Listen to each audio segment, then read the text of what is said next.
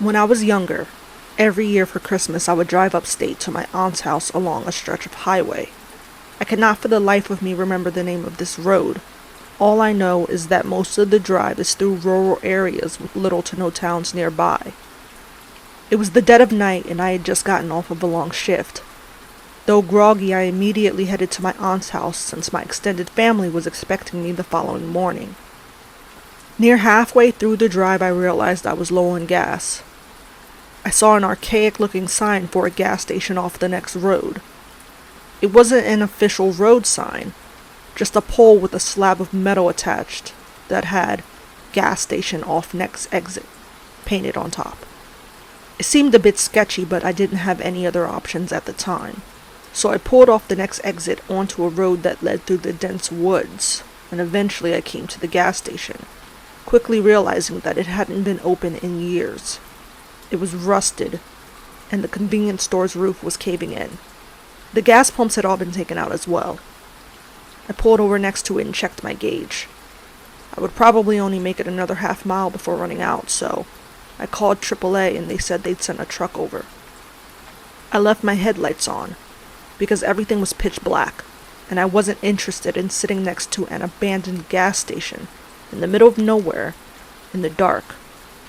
Most of the wait was uneventful, until I sensed movement around the side of the old store, where my lights were pointed. I looked up, but I didn't see anything more, so I looked back down at my phone.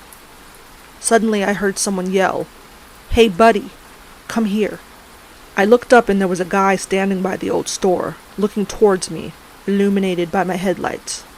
He looked like a run-of-the-mill homeless guy.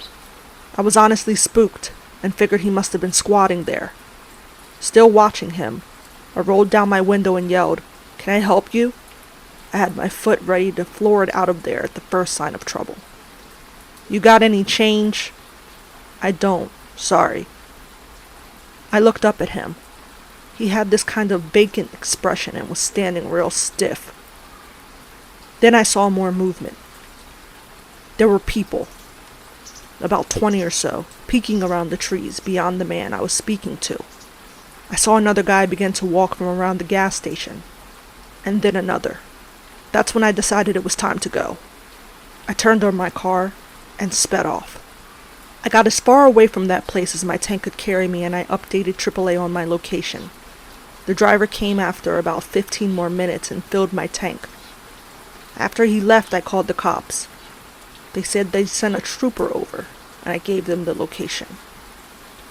When I got to my aunt's house, they called back and said whoever was there was gone, but they could tell a large number of people had been living there for a while. Blankets, canned food, the usual were left behind. The whole situation still freaks me out, but frankly, I consider myself lucky that I was able to get away from that area. I'm just glad nothing bad happened. About 4 years ago, when I was 17, my parents went out of town for the weekend and left me at home. This was a pretty common occurrence. My parents trusted me. I would usually spend those weekends away, staying with friends or family, as my parents' house is a bit creepy to be in alone, even during the day. We live in a small rural town where everyone knows each other, and generally it's pretty quiet and safe. Saturday I was supposed to stay with a friend, but her parents decided at the last minute not to let me stay.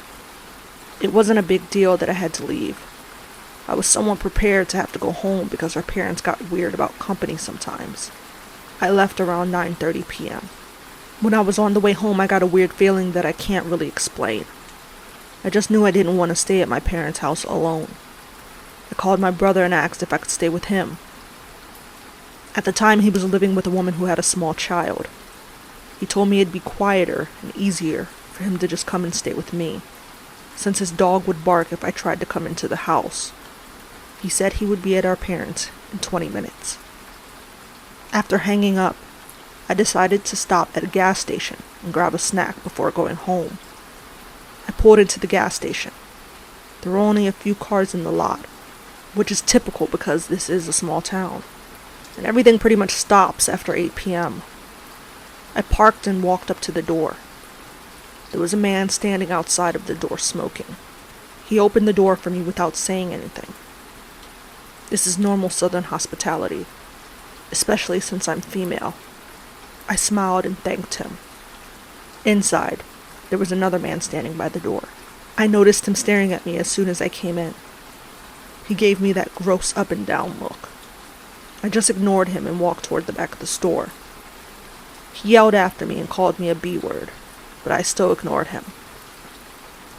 I figured he was drunk, or high, or just a jerk. I wasn't scared, just annoyed. I got my snacks and paid at the counter. When I walked back up to the door, both men were gone. I was happy not to have to deal with any more staring. I began walking across the lot toward my car, which was probably about 100 feet away from the door. As I was walking, I looked down at my phone to see if enough time had passed for my brother to be at my parents'. When I looked up, the guy who had stared at me was standing at the pump still staring. He said "Hey" in a loud voice. I looked at him for a moment and kept walking. "You know you're supposed to answer a man when he speaks to you," he said. I rolled my eyes and got back into my car. The man looked pissed. I locked my doors as soon as I was in my car. I put it in gear, and I realized that the man had disappeared. I looked around before pulling out of my parking spot, only to realize that both men were sitting in a car facing mine across the lot. They were both staring at me and talking, occasionally even pointing toward me. I just stared at them, defiant and pissed. I didn't want them to think that they scared me at all. While we were sitting, having our staring contest, the man who had opened the door for me smiled and gave me the finger across the throat gesture. I rolled my eyes and pulled out of the gas station, annoyed. To my dismay, they pulled out behind me. I hadn't been scared up until this point. Instead of going home, I took a few back roads that connect in a sort of circle to see if they were really following me, which of course they were. When they realized I was testing them, they drove up really close to me and started laying on the horn. I couldn't see their headlights. They were that close. I called my brother and told him what was going on. He told me to come home and he would handle it. I started driving home. The two men were still on my bumper, blowing the horn. Even with my detours, I was only about 3 to 4 minutes from my parents' house. I slowed down to pull into the driveway and was immediately relieved. At the end of the driveway, my brother was standing shirtless, his shoulders back, hands crossed in front of his stomach, clearly holding a pistol, with his intimidating-looking pit bull sitting by his side. I drove around him and into the yard. The two guys actually started to pull in behind me until they saw my brother. Then they hightailed it out of there. I have no idea what they would have done had I stopped somewhere alone or kept driving. I'll always think fondly of that image of my brother standing there, ready to protect me. This happened a few hours ago and I feel like I need to write it out to fully get over it. I, 18 female, work at a gas station off of a highway. I usually work short shifts because I'm in college. I've only closed twice because I don't work the late shift, but I was covering for someone else tonight. It was pretty boring tonight besides the few conversations with customers who came in, and one guy who got surprisingly angry when I wouldn't give him my phone number. I'm wondering if he tried to get revenge tonight. At around 11 p.m., I noticed a car just sitting at the gas pump furthest from the store. They weren't pumping gas and their car was still running. After a while, I shut the outside lights off because it was near closing time, and I wanted them to leave. But they stayed there. I called my boyfriend because I felt uneasy. I wanted him to tell me I was just being paranoid. I hoped they were just some kids smoking in their car or something. He kept me company on the phone as I counted the drawer. After I finished counting, I closed everything up and went to the back to put my paperwork away. In the back, I checked the cameras. Looking at the cameras, I could see the corner of their car. It was as if they were strategically parked where I couldn't see their license plate. But I could still see that they were out there, meaning they stayed out there for over half an hour in complete darkness. I told my boyfriend I was getting freaked out, and he told me to just hurry up and get home, and everything would be okay. At my gas station, I have to lock the front door from outside, meaning I would have to stand in perfect view of the car with my back turned. This scared me, but I knew I had to do it if I wanted to leave. I have pepper spray, so I made sure I carried that in my hand just in case, and I went outside and started locking the door as quickly as possible. I still hoped that I was being paranoid. As my back was turned while I locked the door, I heard a car door close behind me and I felt my heart drop. It was like my worst fear came true. My hands began to shake as I fumbled with the lock. I was so scared he was coming up behind me. When I finally locked it, it felt like forever, but it was probably only a few seconds. I yanked my key out of the door and sped walk to my car. I still wanted to seem unbothered, praying that this wasn't what I thought it was. Once I got in, I locked my car door and looked out the window. I saw a man in a baseball hat walking around in the dark. I was still on the phone with my boyfriend and I started freaking out. My boyfriend told me to get out of there as fast as possible, and I did just that. But as I started to back out of the parking spot, I saw the man get back into his car. As I started to drive away, the man in the car started to leave too.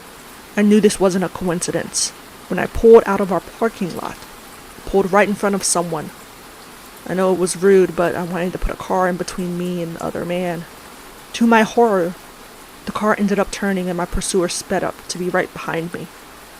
I couldn't doubt myself anymore. I knew this guy was following me. I knew I couldn't go home because I did not want that creep knowing where I lived. At this point, my mom and my boyfriend were both on the phone, and they told me to drive to the police station. The man followed me all the way there. Once the police station came into view, though, the man's car sped up and flew past me. I've never felt so relieved in my life. I drove home as fast as possible, literally shaking as I began to process what had just happened. I had never been followed like that before. I couldn't help but think what could have happened if I took a few seconds longer to lock that door. A little over a year ago, I had a job working overnight at a gas station. I'm a woman and was 23 at the time. I know to some it seems unsafe for a woman to work the graveyard shift by herself. However, it was a slow store, and the sheriff's office was about 20 feet across the street from it. I really didn't think that I would have that many problems. It was about 3:30 in the morning. I went outside to sweep the parking lot and check the trash. It was also time for a cigarette. I had one AirPod in and I was listening to a podcast. Across the road, in the parking lot of the sheriff's office, I saw a figure with his back to me. He was swaying back and forth while looking down, and honestly, it looked like he was enjoying a much-needed bathroom break. I could tell by the back of his ripped white t-shirt that he had come in about 4 hours earlier. He was a total creep, and I could already tell he had a good buzz going. I didn't say anything. I just took my eyes off of him and tried not to draw attention to myself. It was working until a car pulled in. I was still outside as they pulled up. I saw him look at the car, and then look at me. I quickly headed inside to help the customer, and as she was leaving, I walked her outside. I left my dustpan outside with the broom, so I had to grab that anyway. We both heard the man start swearing angrily, seemingly engaging in an argument with himself. The customer looked across the road, then looked at me, and told me to be careful. The man was still there, but closer to the road, now facing the parking lot of my store. He was obviously very drunk and could barely stand straight. I didn't engage him, but I didn't take my eyes off of him this time. I just slowly walked back into the store. Something about his face really bothered me. It had a darkness to it, but his eyes looked wild. My experience during graveyard shifts has been that the crazy-eyed ones are the worst ones. I didn't like that at all, and wanted no part of it. I still had almost 3 hours to go on my shift, and 2 before any other employees would arrive. I went to the computer and typed out a temporarily closed sign. just in case he wanted trouble. I was coming around the corner on my way to the doors when I saw that he had walked across the road to my side. I had just barely gotten the second door locked when he stumbled into our very small parking lot. He got closer, and I shook my head back and forth, hoping to further discourage him. He started to walk away but screamed something at me while he was walking. He was clearly full of rage, and I had no idea why. I decided to call the cops. It's a good thing, too, because the minute I hung up with them, he came back up to the door. He started pulling and banging on the door. He backed up and then ran into it, trying to ram it. I made the mistake of telling him that I had called the cops. I say I made the mistake of telling him because once I said that, he took off. The police never found him. They drove around the road and surrounding neighborhoods for over an hour, but found no one. He was on foot, so I don't get where he could have gone to. He didn't harm me, and with them not finding him, I didn't fill out a police report. I was safe behind the thick glass doors that were locked for the rest of my shift. Maybe if I hadn't warned him ahead of time, I wouldn't have had to spend the last 3 months of my job constantly looking over my shoulder. I'll never know what the right choice was. I'm just glad that I don't work there anymore.